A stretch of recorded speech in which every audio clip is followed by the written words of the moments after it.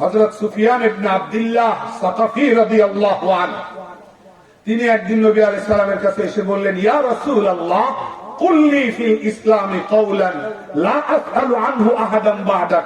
ইয়া রাসূলুল্লাহ, আমাকে ইসলাম সম্পর্কে এমন একটা কথা বলেন যে কথাটা আমার জীবনের জন্য যথেষ্ট হয়, আর কাউকে যেন ইসলাম সম্পর্কে জিজ্ঞাসা করার প্রয়োজন না হয়। ভাই প্রশ্ন বুঝছেন? নবী আলাইহিস সালাম 1 পৃষ্ঠার জবাব দেন নাই, 2 পৃষ্ঠার জবাব দেন নাই, 10 লাইনের লম্বা জবাব দেন নাই, ছোট্ট করে জবাব দিচ্ছেন। আল্লাহ নবীর একটা বৈশিষ্ট্য, তিনি জামিউল কালিম ছিলেন, কথা অল্প বলতেন, ব্যাখ্যা বেশি থাকত। তিনি বললেন, কুল আমানতু বিল্লাহ, মুখে বলো আমি ঈমান আনলাম, সুম্মাস্তাকিম, আর এই বলাটার উপরে আমৃত্যু অটল থাকো। কি ভাই 10 লাইনের জবাব? কি ছোট্ট, কি কি কি বলো, আমানতু বিল্লাহ, আমি আল্লাহর উপর ঈমান আনলাম, আর এই কথার উপরে তুমি মৃত্যু পর্যন্ত অটল থাকো। তার মানে আল্লাহ নবী বুঝাইয়া দিলেন যে তোমার সামনে যত বাধাই আসুক না কেন, যত তুফানি আসুক না কেন, যত রকম বিপদ তুমি ফেস করো না কেন, তোমার মধ্যে যেন কখনো কোনো তাজাজ্জুব, নরমাল ভাব না আসে, তুমি স্থির ভাবে দাঁড়িয়ে থাকবা ঈমানের উপরে, তোমাকে যেন কেউ টলাইতে না পারে। এটাই আল্লাহ নবী তাকে শিক্ষা দিয়েছে। কথা বুঝে আসছে না? নাই, এটা সাহাবায়ে কেরামের চরিত্রে ছিল, এটা সাহাবায়ে কেরামের চরিত্রে ছিল, এটা বর্তমান জমানার মুসলমানদের চরিত্রে নাই। বলে কেন? তারা স্লোগান দেয় ফিলিস্তিন মুক্তি পাক, ইসরায়েল নিপাত যাক, আবার ইসরায়েলের পণ্য কিনে ইসরায়েলের অর্থনীতিকে আরো চাঙ্গা করে। তারা স্লোগান দেয় মাঠে রক্ত গরম করা স্লোগান, আবার এই ডিএম খালি বাজার থেকে তাদের পণ্য কিনে। কিটকাট না খাইলে কি জীবন থাকবে না? কিটকাট খাওয়ার দরকার কি? পেপসি কোকা কোলা না হলে জীবন চলে না? তাদের পানি না কিনলে কি আমি মারা যাব?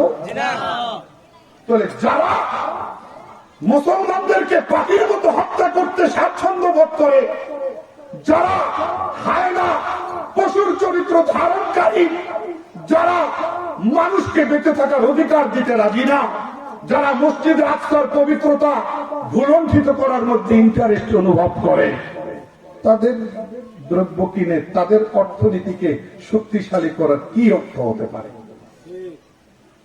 এটা তো দ্বিমুখী কথা, এটা তো সাংঘর্ষিক বিষয়, এটা তো কন্ট্রাডিক্টেড।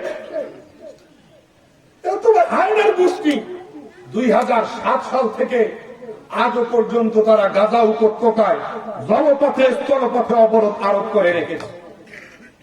এদেরকে কি মানুষ বলা যায়? হসপিটালে যারা বোমা মারে, শিশু বাচ্চাদেরকে যারা পাখির মতো মারে, এরা কি মানুষ? জোরে বলেন, এরা কি মানুষ? এদের সঙ্গে আমরা কেন আপোষ করব? আল্লাহ তো তাদের চারিত্রিক বৈশিষ্ট্য আমাদেরকে কোরআনে বহুবার বহু জায়গায় জানাই দিয়েছেন। সূরা মায়েদার 51-তে আল্লাহ বলেছেন, ইয়া আইয়ুহাল্লাযীনা আমানু লা তাত্তাখিযুল ইয়াহুদা ওয়ান নাসারা আউলিয়া বা'দুহুম আউলিয়াউ বা'দ। হে ঈমানদারেরা, তোমরা ইহুদি খ্রিস্টানদেরকে বন্ধু বানাইও না, অভিভাবক বানাইও না। ইহুদি খ্রিস্টান আলাদা জাতি না।